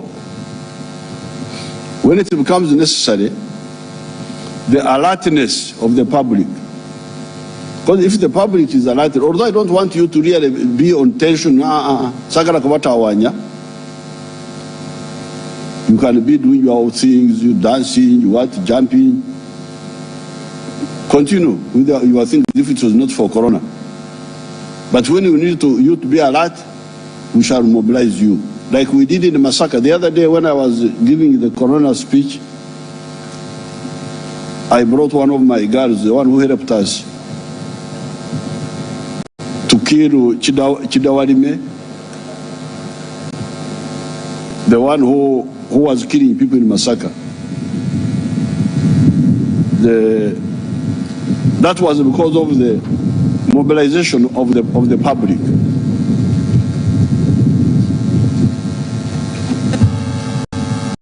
So I don't want Uganda, therefore, we are working very hard. The new team of security, the new Minister of Internal Affairs, the Minister of Security, I want them to solve the issue of digital monitoring. Because I don't want Uganda to be a land of bodyguards, what? No. We should not have bodyguards going with us all over the place. We should have collective eyes which can see what is happening, even if I don't have bodyguards with me. I will be guarded by the collective. So this bodyguarding and all that convoy is what? This is just temporary because we still have those gaps in the security infrastructure. Therefore, the schemers of insecurity are wasting their time. They only provoke us to wake up and create more capacity.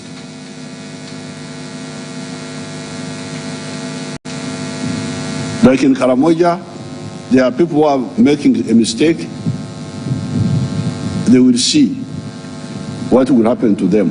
Because I have got the reports. I want those pharaohs, the ones who are working with the Turkanas, to stop. I also contact His Excellency Kenyatta, those characters who are working with the Turkanas, and then they steal cows, go and hide them in Kenya. Kenya is these are our brothers. We shall go for you jointly with I will appeal to His Excellency Kenyatta to deal with those criminals in Karamoja, and you will see it will stop. We increased the army strength. We had brought down army strength to 40,000 in the past because we didn't want to have but now we have scaled up to a higher figure, and we can scale up if it becomes necessary. Now, the attack on Katumba was not an ordinary crime. It's not that it's crime. No. This was a definite political motive. And we shall know which pig was behind this one. Because they are different pigs. Now, this business, people who use assassination, these are people who are not sure of themselves. They are the ones who use assassinations. NRM never uses assassinations because we are sure of ourselves. Why should I kill you because you are opposing me? Why?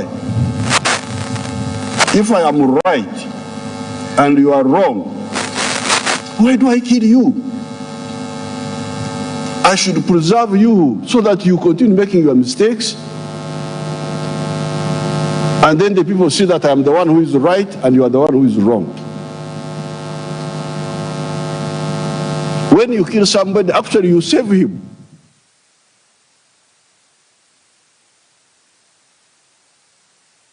Maybe the man would have done nothing. But you kill him, you make him a hero. Because you don't allow him to do what he wants. You do what you want to do, let him also do what he wants.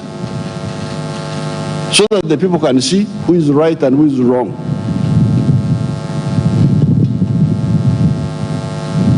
Now there are so many people I would have killed because they were annoying me. One of them is Sisi Ogwar. Sisi Ogwar, I used to call her Dako Marach, the bad woman, because she had really a bad tongue. But if I had killed Sisi Ogwar would be a hero now.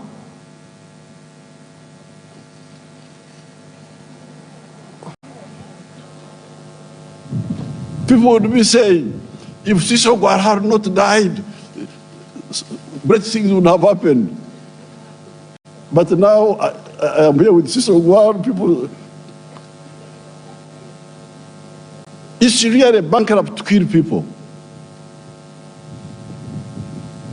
The Besigye, if I had killed Besigye,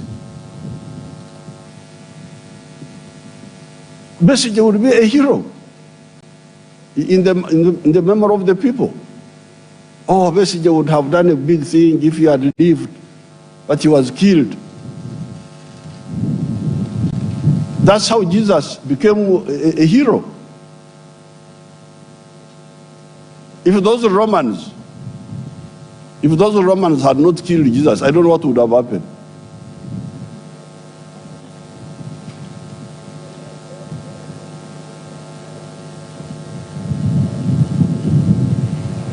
So, bankrupt. If you see groups which use assassination, those are bankrupt groups. That means they are not sure. Why should I kill you? I am sure of what I am saying. You continue saying what you are saying, but say it peacefully. Please don't disturb our peace. Then we shall see who is right. If you are right, I will join you. I will leave what I'm doing and join you. If I'm right, you join me. What is the problem? Why should I kill anybody just because we don't agree?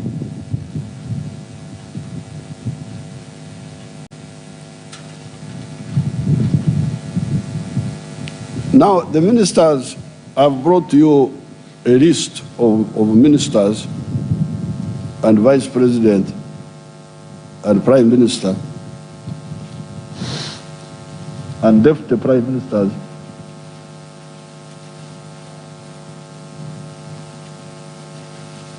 I hear that many of you are Christians, but many people do not understand Christianity very well, although they talk about it. Jesus, when he started his movement,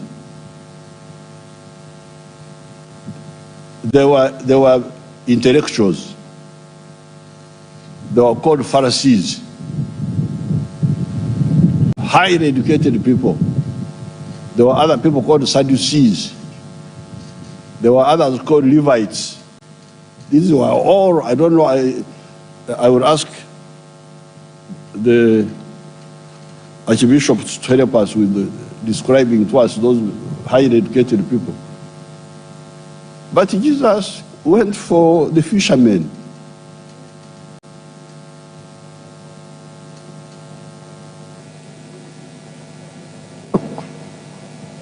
Jesus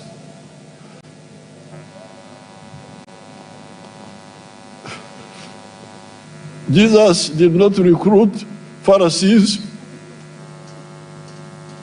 He did not recruit Levites. He did not recruit the other one, Sadducees. He went for Simon Peter. And he went for the other ones. Of course, he had also some intellectuals, because I'm told that Luke was a doctor. So please, when you look at my list, know that I'm in the path of Jesus Christ.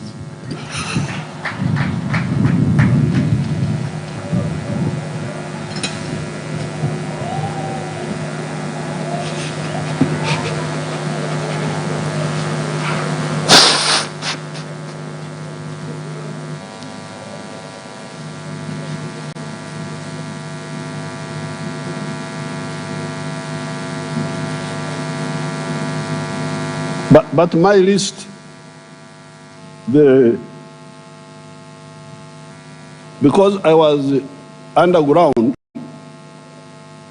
I was working alone, because you know these things are quite, when you are comparing the list, you are under very big threat. So I was operating underground alone. This is one area where I don't need assistance. Now there is one. Of course, it's a fantastic and pleasant job. You are so good. So many of you are so good. I don't know what to do. I look at this one, I say this one. But now the tribe, now the religion, the balance.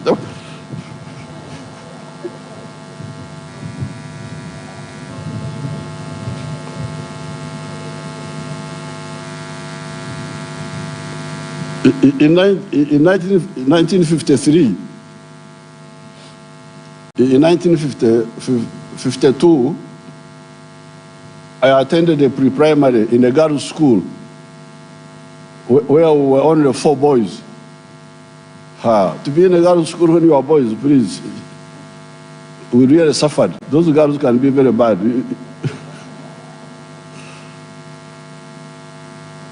So in 1953, I graduated from 1B to 1A.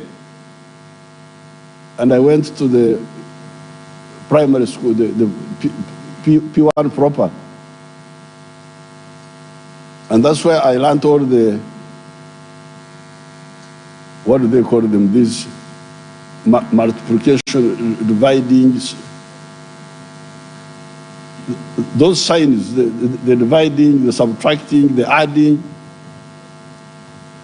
That's why I learned those. Now, in forming the cabinet, I really used those.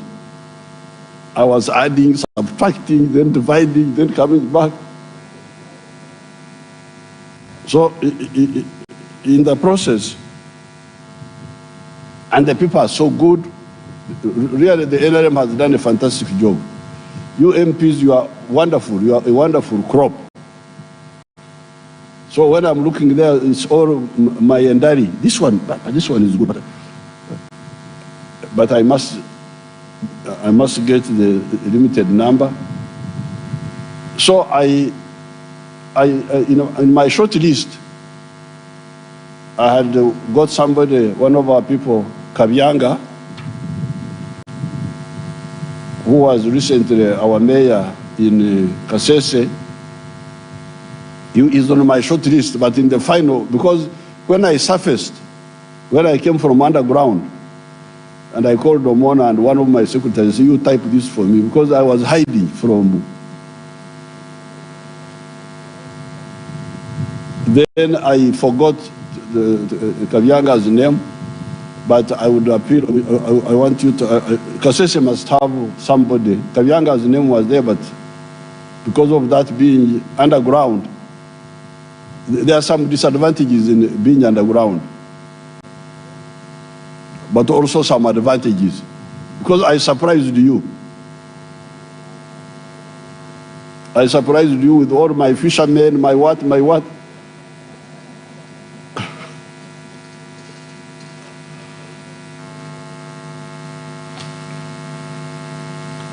Now, in Amos Rugorobi's speech, which is a wonderful speech, as you heard, well delivered, on page 7,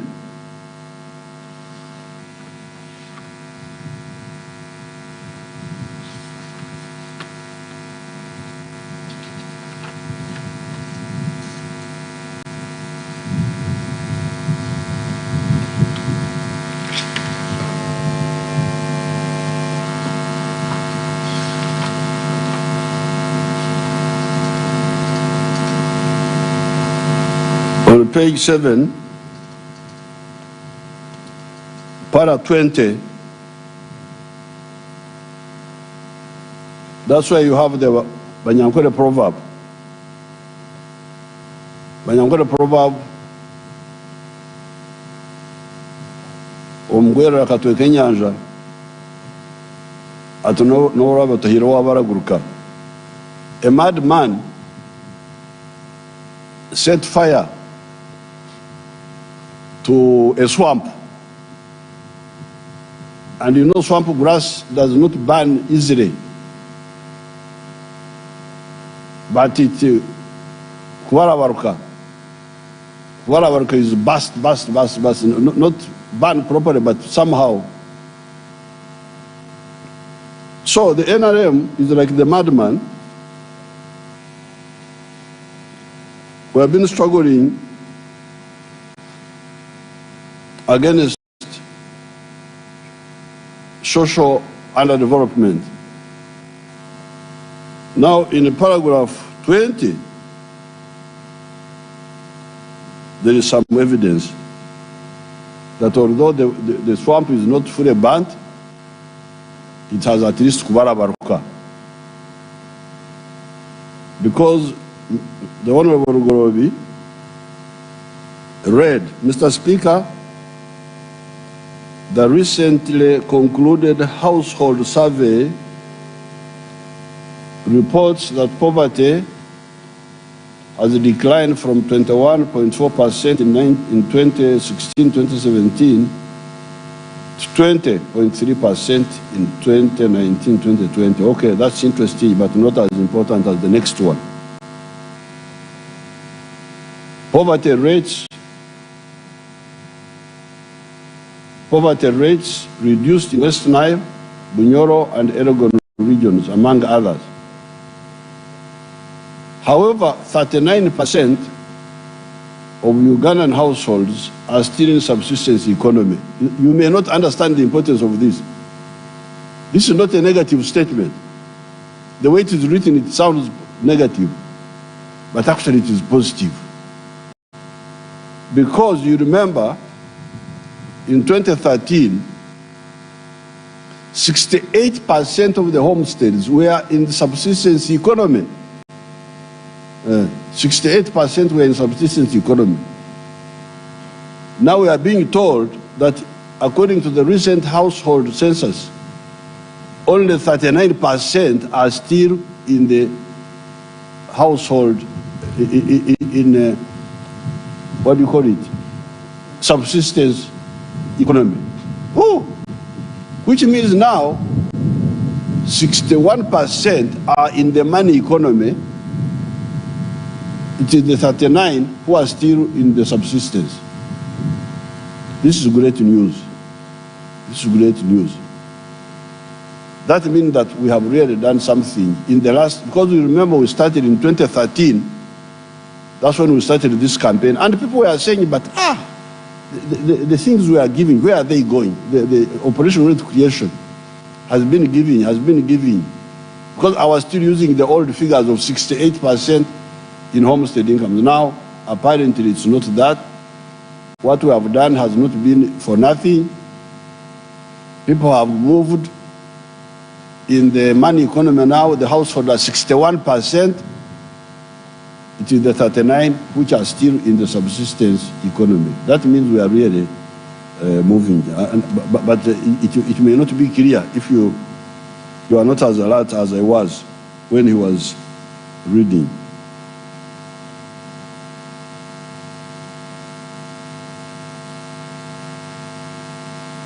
Now, finally, 2 points.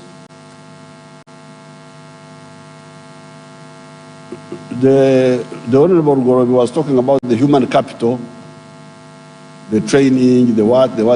But another very happy phenomenon. Recently, I met some young people, doctors, led by a young girl, a doctor, Emukenyi. Emukenyi is a doctor. Do you know Bakenyi, you people? Many of you don't know our country. Yeah. But this young Mukenyi doctor and her colleagues, who came with some elders, including Professor Maswa, they said, now we have a new problem. I said, what is the new problem? There are too many doctors, they can't get jobs. I said, that cannot be true. We cannot have a problem of too many doctors. That some of them are not absorbed, they don't get jobs. So they stay floating on the streets. That one will be cured immediately. I didn't know. If we have got too many doctors, we are now going to have doctors at the sub-county. You remember Health Center 3? How can we say we have got too many doctors? I told Professor Maswa, have you told these young people what WHO tells us? WHO tells us that we should be having 1 doctor for every 500 population. So since Uganda now is 42 million people, I think they are using the figure 42 million, it means we should be having 84,000 doctors. But we are talking over only something like 5,000 in the government service. So the new minister, the new minister of health, the new prime minister, please, I don't want to hear the issue of unemployed doctors. Every doctor who qualifies must be taken on by the government. And then we scale them down to the sub-county. Let's have a doctor at each sub-county, not 1. Because if you say the sub-counties are just 2,000, actually, 2,000. So if we have a doctor, 1 at the sub-county, that means we absorb 2,000. If we get more, we have 2 at the sub-county. So that we don't have patients coming from the sub-county to the district. The traffic of disease should be blocked there. Only referral cases should come to the health center 4. Because at that time we had few doctors, we had gone up to the health center 4. But since we have got many doctors now, let's go down to health center 3. Have 1, have 2, have 3, and build up, so that all the diseases are localized. We don't have to have this traffic to Kampala, to Morago, to what? No. Let all the diseases be handled in Ntungamo, Mtibesha too, that's what they used to call Ntungamo, the sub-county.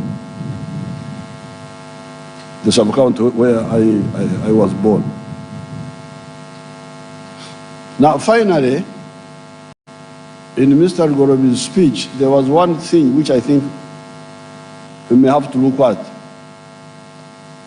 The 8% tax on the fish maw, I don't know how to pronounce it, but they call it enuni in Uganda, the fish bladder. That fish bladder apparently is very much in high demand in some places, in China especially. And with my people, you remember the other time in the State of the Nation, I told you that Uganda can earn $156 billion each year from this fish maw. Now, one of the problems we have, which I want to write to the President of China about, is that China has put a tax on this fish maw entering China. So if you also put another tax here, I think we're undermining ourselves. I want to write to the President of China to ask him to remove the import tax on the fish maw. Now here you are putting a tax. That's not correct. I think we should do. And we are going to introduce we can create many jobs. The Minister of Fisheries of State, Helen Adoa, she knows the story. She knows the story of how we can use this fish maw to create a lot of jobs. So with these few words, I congratulate the Honorable Amos Gorobi for reading the speech on my behalf. He has relieved me of the burden of having to read the speech myself. And you can see how I am learning how to exploit younger people. You exploit them, let them be able to do the work. And you just watch from behind, you see how they are doing the work.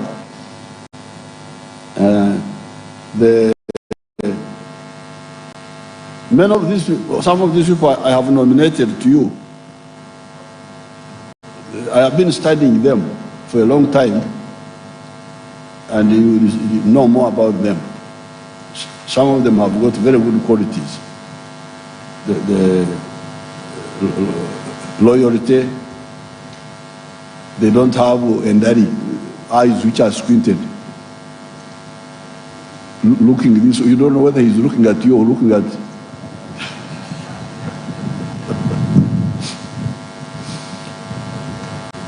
Hard-working, not corrupt. So I thank you. I congratulate the Honorable Amos Gorobi for his speech. Thank you very much.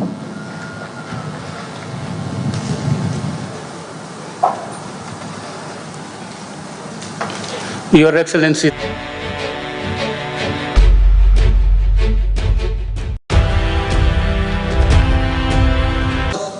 And the whole country are picked the main points of the policies and development plans that we have in place for this next year. Honorable members, let me confirm one thing before I adjourn. I wish to confirm that the issue of the list that the President has been talking about, I wish to confirm that he has made it very secretive. To the extent that even the Speaker did not know about it. Today, Your Excellency, when we started the debate on the motion for a resolution of Parliament to vary the number of cabinet ministers and other ministers in accordance with the Constitution, the issue arose that why are we debating this when the list is already out? Mr. Speaker, you must be in possession of this list, and now you are presiding over a parliament that is going to be a mere rubber stamp because you have already taken a decision on this matter. By the grace of God, Your Excellency, I had not yet received the list. So that worked in my favor. So I honestly told this House that I have not seen the list. And truthfully, I have not seen the list. I think this now goes to the story of the first shall be last. I'll be the last to receive the list. Everybody has the list. And you can even see how he has cleverly done with the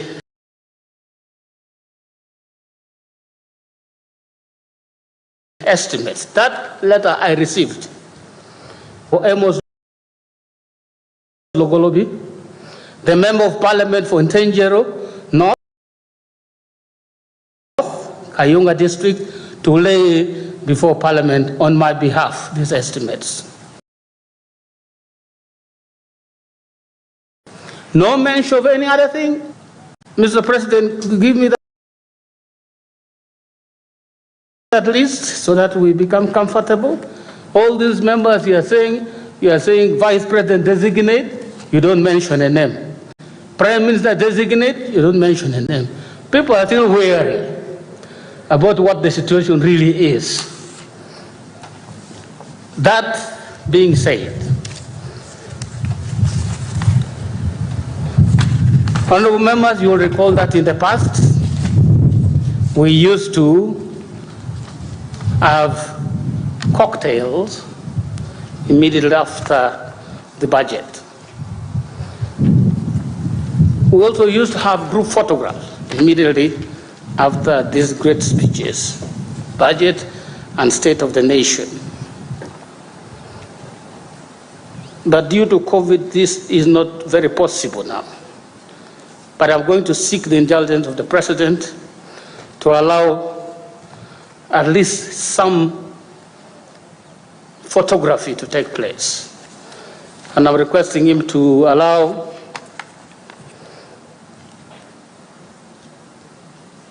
us take a picture with yourself, sir, the First Lady, the Speaker, the Chief Justice, the Deputy Speaker, Honorable Ogolobi, the person who read the budget speech, the Clerk to Parliament, and the Sergeant at Arms. Also already brought before this House, designated, not just designated, but approved, Leader of the Opposition and the Chief Opposition Whip. I'm not sure if I say Prime Minister designate, I don't know who will come. Because the way the President has put it, just said Prime Minister designate. There was no name. So if you suspect that you are the one, I'm going to put you on the list of Government Chief Whip designate. If you know you are the one, or you suspect reasonably to be the one, you can show up. The Vice President designate. Please, if you feel you are the one, march forward and take this picture with the President. And the Prime Minister designate. These are the people I'm proposing could join you in the photograph. But if you are not sure, please remain where you are. Finally,